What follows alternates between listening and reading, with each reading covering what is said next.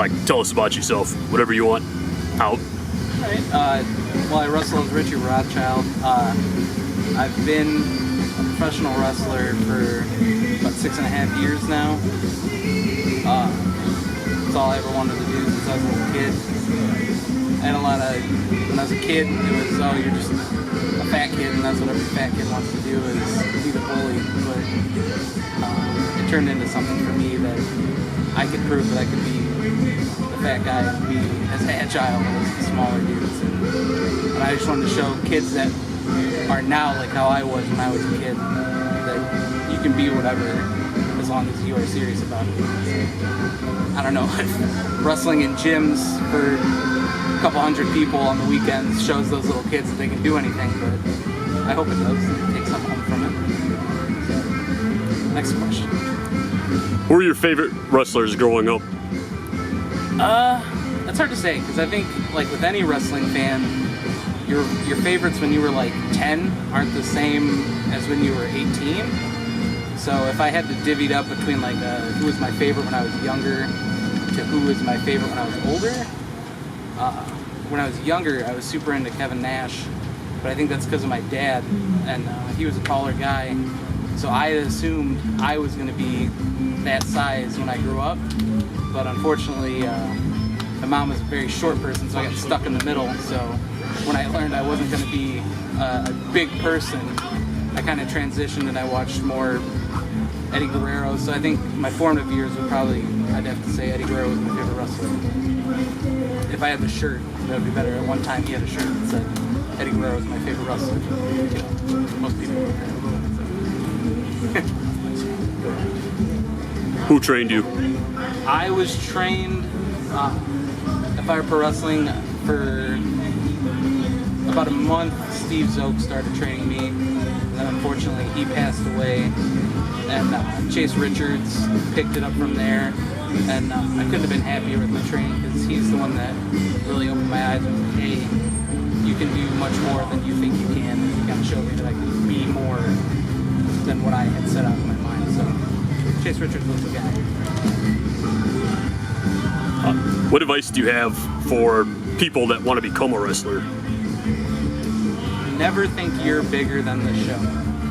No matter how athletic you are, how marketable you are, at the end of the day, it's about the show, not just about you. And I'm not saying you shouldn't get yourself over. Always work and try and be bigger than life and get over. I'm talking in circles, but I think this means a lot.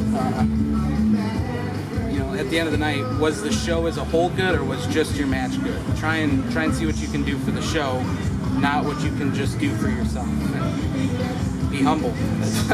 If you get a big head about things, it's not gonna look good on you. So just always try and stay humble.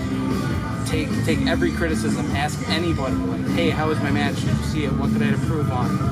You always want to be working to do something better. So be humble and ask questions is what I would say. What injuries have you had in this business?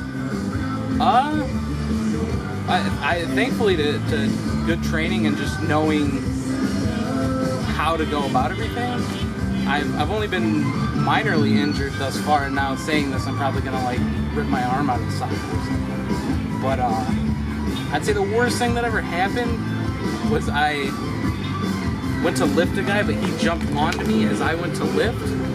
I felt like tension in my back that night, but the next day I couldn't get out of bed. So I was bedridden for like 2 hours, so I guess that's not too bad, right? That's the worst I've ever injured. 2 hours of back pain.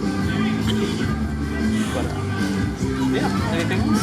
What's your craziest experience in the wrestling business? It could be anything. Something funny, could have been something horrible, just something that you don't normally see. Craziest?